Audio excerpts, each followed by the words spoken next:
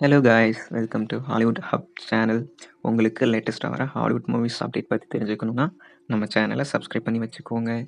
வாங்க இன்றைக்கான வீடியோக்குள்ளே போகலாம். நீங்கள் எல்லாருமே 2020 வந்த கிறிஸ்டோஃபர் நோலன் சாரோட டெனட் மூவி பார்த்துருப்பீங்க. இந்த மூவியை வார்னர் ப்ரோஸுக்காக கிறிஸ்டோஃபர் நோலன் சார் டைரக்ட் பண்ணியிருந்தார். இந்த மூவியில் லீட் ரோல் யாருன்னு கேட்டிங்கன்னா ஜான் டேவிட் வாஷிங்டன் அப்புறம் ராபர்ட் பெட்டின்சன் 2 பேருமே லீட் ரோல் எடுத்து பண்ணியிருந்தாங்க. இந்த மூவியை வார்னர் ப்ரோஸ் இப்போது ரீரிலீஸ் பண்ண போகிறதா சொல்லியிருக்காங்க. எப்போ ரீரிலீஸ் பண்ண போகிறாங்கன்னு பார்த்தீங்கன்னா February 23. ஏன் இந்த மூவியை ரீரிலீஸ் பண்ணுறாங்கன்னு கேட்டிங்கன்னா, டெனட் மூவி வந்து ரிலீஸ் ஆன புதுசில் அவ்வளோவா பாக்ஸ் ஆஃபீஸ் கலெக்ஷன் எடுக்கலை. ஏன் பாக்ஸ் ஆஃபீஸ் கலெக்ஷன் எடுக்கலன்னு பார்த்தீங்கன்னா, அதை கோவிட் பேண்டமிக்கில் ரிலீஸ் பண்ணியிருந்தாங்க. அது வந்து one of the main reason. அப்புறம் இன்னொரு ரீசன் என்னென்னு கேட்டிங்கன்னா, டெனட் மூவியை வார்னர் ப்ரோஸ் தியேட்ரிக்கல் ரிலீஸில் இருக்கும்போதே HBO மேக்ஸில் ஸ்ட்ரீம் பண்ணாங்க. அதனாலேயும் இதுக்கு பெருசாக ஆடியன்ஸ் பார்க்குறதுக்கு வரல. அதனாலேயும் இந்த மூவியோட பாக்ஸ் ஆஃபீஸ் கலெக்ஷன் குறைஞ்சிருச்சு. இந்த மூவியோட பாக்ஸ் ஆஃபீஸ் கலெக்ஷன் எவ்வளோன்னு பார்த்தீங்கன்னா $365 மில்லியன் அமெரிக்கன் டாலர்ஸ் தான். பட்ஜெட்னு பார்த்தீங்கன்னா $205 மில்லியன்.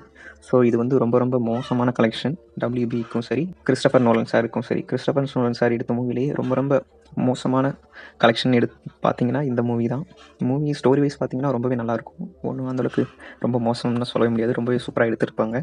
இந்த மூவிக்கு நிறைய அவார்ட்ஸ் வேறு நாமினேட் பண்ணியிருந்தாங்க. வாங்க இந்த மூவி ஃபெயில் ஆனதுக்கு என்ன ரீசன்னு பார்க்கலாம். இந்த மூவியை வார்னர் ப்ரோஸ் இருக்காங்களா, அவங்க ரிலீஸ் ஆன கொஞ்ச நாள்லேயே தியேட்ரிக்கல் ரிலீஸில் இருக்கும்போதே HBO மேக்ஸில் ஸ்ட்ரீம் பண்ணாங்க. இதை நம்ம கிறிஸ்டோஃபர் நோலன் சார் கேட்டதுனால கிறிஸ்டோஃபர் நோலனுக்கும் அப்புறம் வார்னர் ப்ரோஸுக்கும் சண்டை வந்துடுச்சு. ஸோ மிஸ் அண்டர்ஸ்டாண்டிங் வந்ததுனால நம்ம கிறிஸ்டோஃபர் நோலன் சார் வார்னர் ப்ரோஸை விட்டு வெளியில் போயிட்டார். இதுக்கப்புறம் வெளியில் போனதுக்கப்புறம் நம்ம யூனிவர்சல் கூட சேர்ந்து ஓப்பன்ஹைமர் மூவி பயோகிராஃபி மூவி பண்ணாங்க. லாஸ்ட் இயர் தான் ரிலீஸ் ஆகி $950 மில்லியன் அமெரிக்கன் டாலர்ஸ் எடுத்தது. டைம் நம்ம கிறிஸ்டோஃபர் நோலன் சார் வார்னர் ப்ரோஸை விட்டு வெளியே வேறு ஒரு ப்ரொடக்ஷன் கம்பெனி கூட சேர்ந்து படம் பண்ணுது. ஸோ இப்போது டெனட் மூவியை ரீரிலீஸ் பண்ணுறாங்க. எனக்கு என்னமோ வார்னர் ப்ரோஸ் மேலே தான் டவுட்டாக இருக்குது. வார்னர் ப்ரோஸ் டெனட் மூவியை ரீரிலீஸ் பண்ணி கலெக்ஷன் எடுக்கலான்னு பிளான் பண்ணியிருப்பாங்கன்னு நினைக்கிறேன். இதை வச்சு நம்ம கிறிஸ்டோஃபர் நோலன் சாரை மறுபடியும் வார்னர் ப்ரோஸ் கூட சேர்ந்து படம் பண்ணுறதுக்காக கூப்பிட்றதுக்காக பிளான் பண்ணுவாங்க அப்படின்னு நினைக்கிறேன். என்ன கேட்டிங்கன்னா, கிறிஸ்டோஃபர் நோலன் சார் மேபி வரமாட்டார் மறுபடியும். ஏன்னா 20 இயர்ஸுக்கு மேலே நம்ம வார்னர் ப்ரோஸ் கூட இருந்தார்.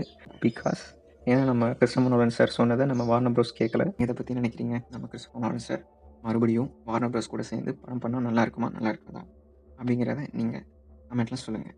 தேங்க்ஸ் ஃபார் வாட்சிங். இன்னொரு வீடியோவில் பார்க்கலாம்.